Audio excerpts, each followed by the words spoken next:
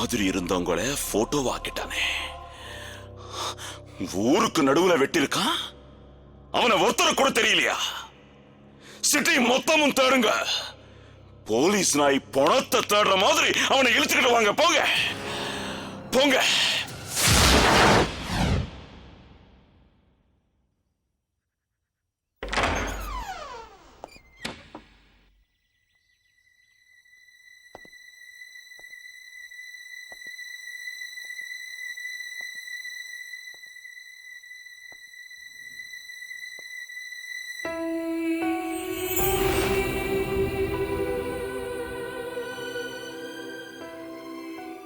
அப்பா,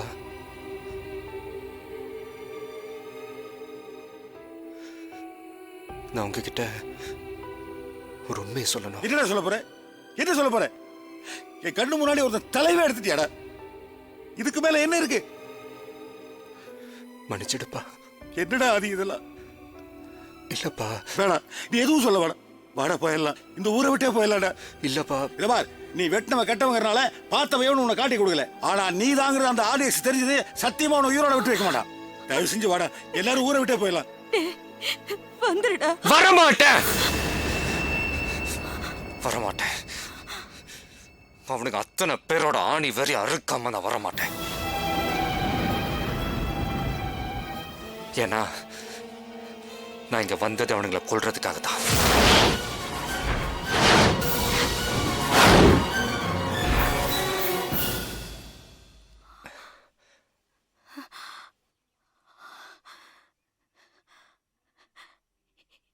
என் புள்ள கொலை பண்றவ இல்லையடா.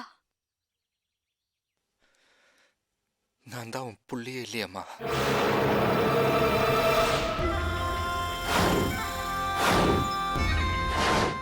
மன்னிச்சிடுமா. சின்ன வயசுல நீங்க என்ன பார்த்தப்போ நான் யாரும் இல்லாத அனாதன் தானே சொன்னேன். இல்லம்மா, எனக்கு எல்லாரும் இருந்தாங்க. இப்ப நான் படிக்கிற காலேஜ் லைப்ரரி தான் ஒரு காலத்துல நாங்க வாழ்ந்த வீடுமா.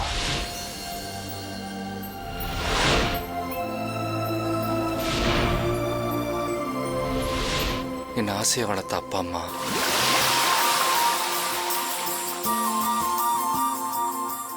நான் என்ன தொந்தரவு கொடுத்தாலும் தூக்கி வளர்த்த சித்தி சித்தப்பா, நான் என்ன செய்யறேனோ திரும்பி அதே சரி மாமா மக, இப்படி வீடு முழுக்க சொந்தம், எல்லாருக்கும் உயிரான எங்க தாத்தான்னு ஒவ்வொரு கிளைகளையும் பூக்கிற கற்பக விருட்சமா என் குடும்பம்.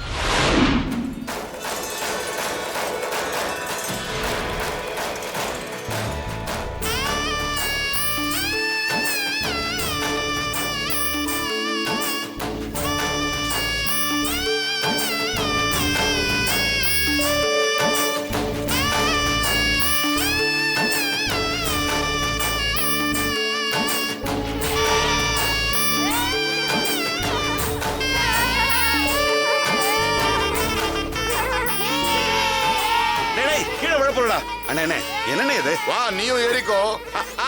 என்னங்க இது குழந்தையாட்டம்? அட சும்மா இருடி, ஒண்ணும் ஆகாது. பார்த்தா விட போறேன். ஐயோ, என்னங்க? என்ன இது? நான் அப்படியே சொன்னேன்ல. ஐயோ, என்ன நீங்க? ஒண்ணும் ஆகலையே. இல்ல ஒண்ணும் ஆகல. குழந்தைங்களோட ஜாக்கிரதையா இருக்க வேணாமா? ஜாகிரதா தான் இருந்தேன். அது திடீர்னு ஏதோ நடந்து போச்சு. என்னடா நீயும் விளையாட்டும்? விளையாட்டு வேணும் நான் பண்ண நானே. ஏங்க, உங்களுக்கு ஆள் வளர்ந்த அளவுக்கு அறிவு வளரலங்க. அட நீயும் என்ன அவளோட சேர்ந்து? என்னென்ன நீங்க பாவம் குழந்தைங்க. பாவம் குழந்தைங்கன்னா நான் வேணும் நான் தூக்கி போட்டேன். ஏதோ விளையாட்டு பண்ணிட்டீங்க. என்ன பண்ணிட்டேன் நானு? குழந்தைங்களோட நீங்க எப்பவுமே இப்படித்தான். அட பசங்க எல்லாம் விளையாட்டுக்கு என்ன தூக்குன்னு சொன்னாங்க, நான் தூக்குனேன். யார் நாங்களா? நீங்க தானே வாங்குவாங்கன்னு சொன்னீங்க. நானா? ஆமா. சரி எல்லாரும் திட்டி முடிச்சிடுங்க, அதுக்கப்புறம் நான் பேசுறேன். எங்களுக்கு ஒண்ணும் ஆகலப்பா. அப்புறம் ஏண்டா? இல்ல, நீங்க தான் எப்பவும் மத்தவங்கள திட்டுவீங்க. இன்னைக்கு இவங்கள வச்சு உங்களை திட்ட வைக்கல, நான் தான் சொன்னேன், அவ்வளவுதான். ஆஹா, பசங்கள ஏதோ விளையாட்டுக்கு என்ன திட்டுறாங்க, இதே சாக்கா வச்சு நீங்க ஏன் திட்டுனீங்க? அப்ப உங்களுக்குள்ள என் மேல அவ்வளவு இருந்திருக்கா?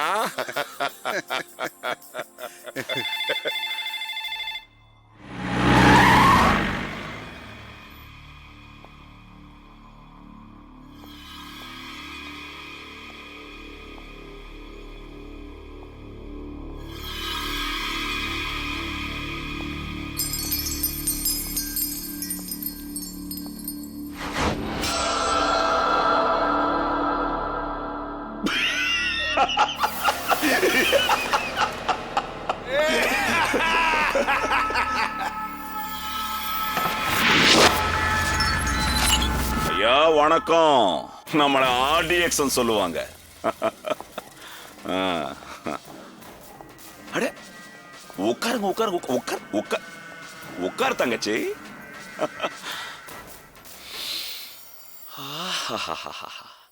வீட்டு சாப்பாடு சாப்பிட்டு எவ்வளவு நாளாச்சுடா.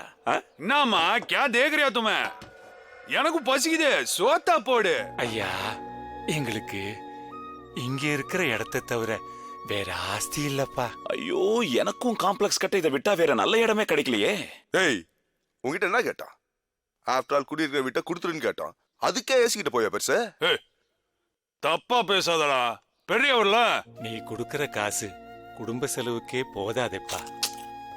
ஐயா முதல்ல உங்க ப்ராப்ளம் என்ன? என் மூத்த பேத்தி கல்யாணம். Problem solve.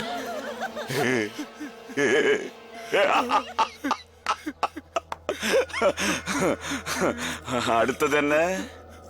சின்ன பேத்தியா? வேண்டண்ணா, ஏன்? பாவம் சின்ன பொண்ணுண்ணா. சைல்டு சென்டிமெண்டா? அது இல்லண்ணா, பாவம் சின்ன பொண்ணுண்ணா.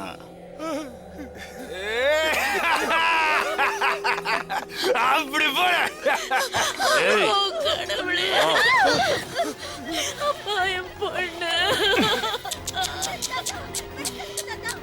ஐயோ பாவம், வயசான காலத்துல நீ பார்க்க வேண்டிய விஷயமா இது?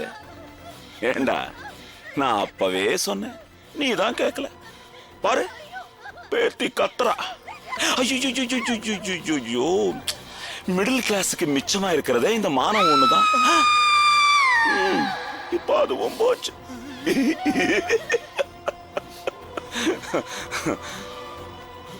ஆனா அத சொத்து இனி RDXக்கே சமர்ப்பணம்.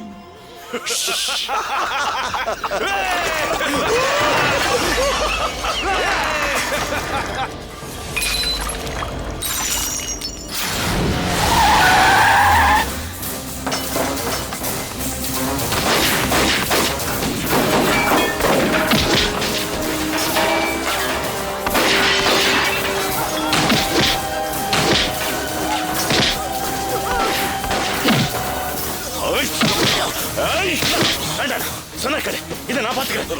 ராபர்ட், என்னை பத்தி நீ கவலைப்படாத. நீ போய் மினிஸ்டர் வீட்டுல செட்டில் ஆகு. போ, இதை நான் பாத்துக்கிறேன். போ போ போ.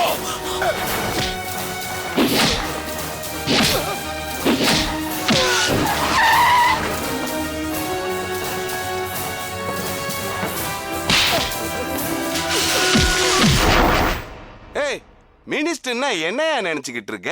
இதுக்கு போய் டென்ஷன் ஆகிட்டு இருக்கிய? ஆட்சியே நம்ம கையில இருக்கும் போது அசிஸ்டன்ட் கமிஷனர் போய் பயப்படலாமா? போன வைய, எல்லாத்தையும் நான் பாத்துக்கிறேன். Morning sir. ஐயா ஏசி. டேய், ஏசிக்கு என்ன வேணும்னு கேளு.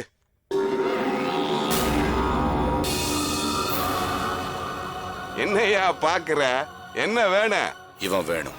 இவனை கூட்டு போய் என்னையா பண்ண போற? ப்ரொமோஷன் கேளு, தர்றேன். எனக்கு இவன் தான் வேணும். யோ, அவன் நம்மாலியா?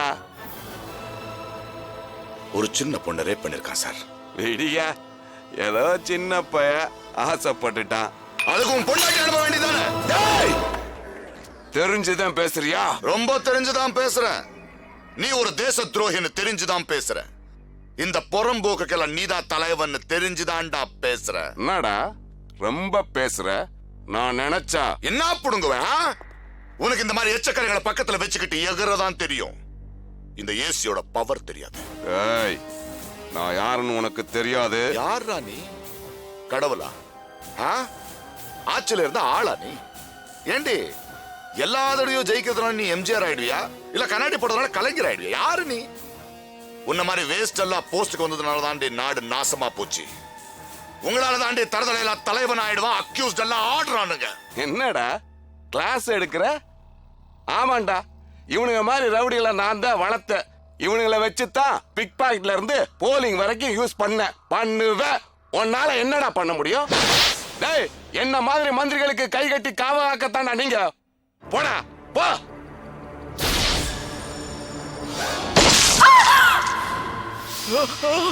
வேண்டாம் வேணாம், சொன்னக்கால வேணாம். ஏய்!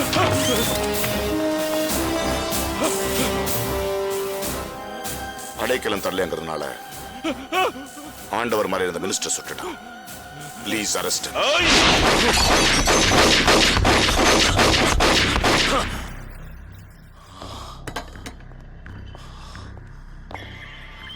எதுக்கு இப்படி ஆத்திரப்படுற? அவன் எதுக்கும் அடங்க மாட்டான், ஒரு விஷயத்தை தவிர. என்னது? Sentiments, family sentiments.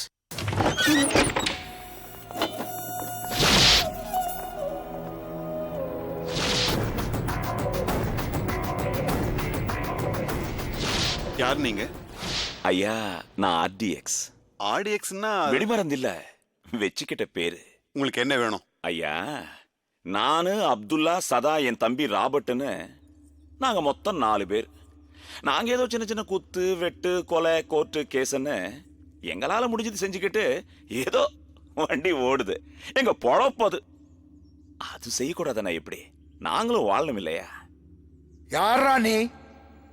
வணக்கம் ஐயா, வணக்கம்.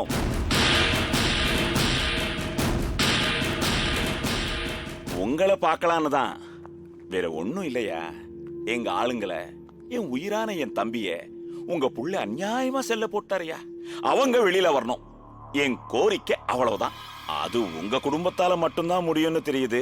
நீங்க ஏதோ கொஞ்சம் பெரிய மனசு வச்சு சொன்னீங்கன்னா ஏசையா கேட்பாரு.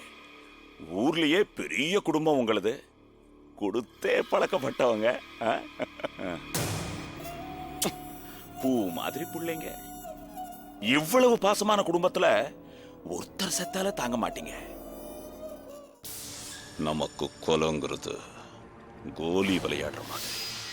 ஏதோ சொல்றது சொல்லிட்டேன், கொஞ்சம் பார்த்து செய்யுங்க. டேய், எங்க நின்னு பேசிக்கிட்டு இருக்கோன்னு தெரியாம பேசுற. பேசாம போயிடு. அவன் வர நேரமாச்சு. அவன் வந்தா புதைக்கிறதுக்கு உன் பணங்கூட மிஞ்சாது. இப்ப பணம் ஆகுறது யாருன்னு பாருடா.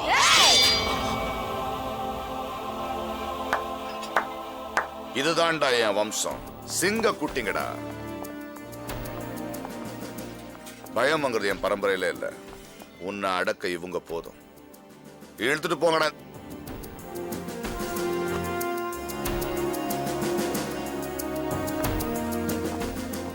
என்னப்பா இது, பசங்களை இப்படி வளர்த்து வச்சிருக்கீங்க? நான் என்னடா பண்றது? எல்லாம் ஒன்ன மாதிரியே தெரியுதுங்க. ஏண்டா செல்லம், இவ்வளவு பெரிய கத்தியா வச்சு விளையாடுறது? நீங்க மட்டும் வச்சிருக்கீங்க.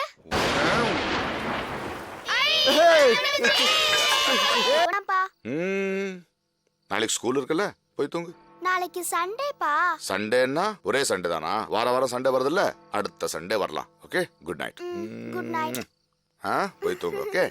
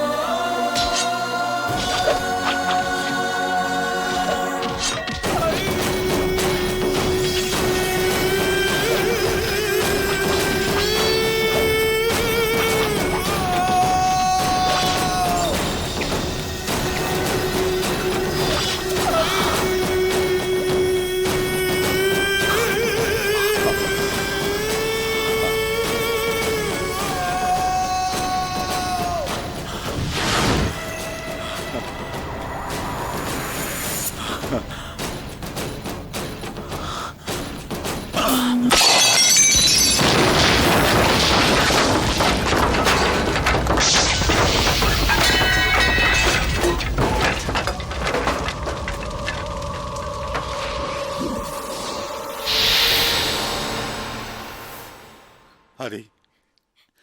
இவ்வளவு சோகத்தையும் உள்ள வச்சுக்கிட்டு இத்தனை நாளும் எப்படிப்பா உன்னால சிரிக்க முடிஞ்சது?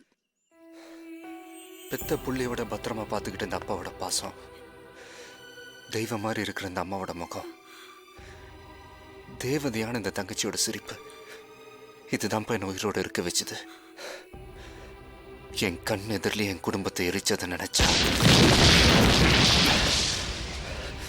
கொதிக்குதுப்பா. என் அப்பா அம்மாவை அஸ்தியா கூட நான் பார்த்தது இல்லம்மா. அந்த லைப்ரரியில் இருக்கிற ஒவ்வொரு செங்கல்லையும் இருக்கிற சிவப்பு சுட்ட செங்கல் இல்லப்பா, சுடுகாடா போன என் குடும்பத்தோட ரத்தம்ப்பா. இவனுங்களுக்கு சமாதி கட்டத்தான் கடவுள் என்ன மட்டும் சாவாம விட்டு வச்சிருக்கான்.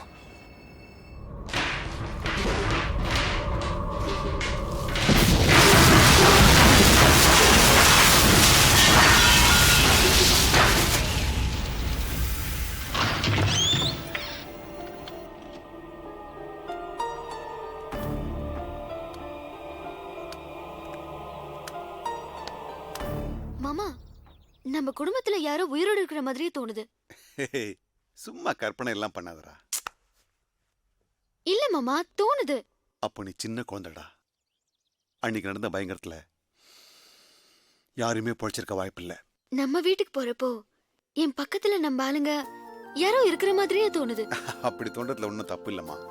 ஆனா அதுக்கான சான்ஸ் ரொம்ப இல்ல மாமா, எனக்கு என்னவோ தோணுது. பரம்பரையா நம்ம வாழ்ந்த வீடுன்றதுனால உனக்கு அப்படி தோணி இருக்குமா?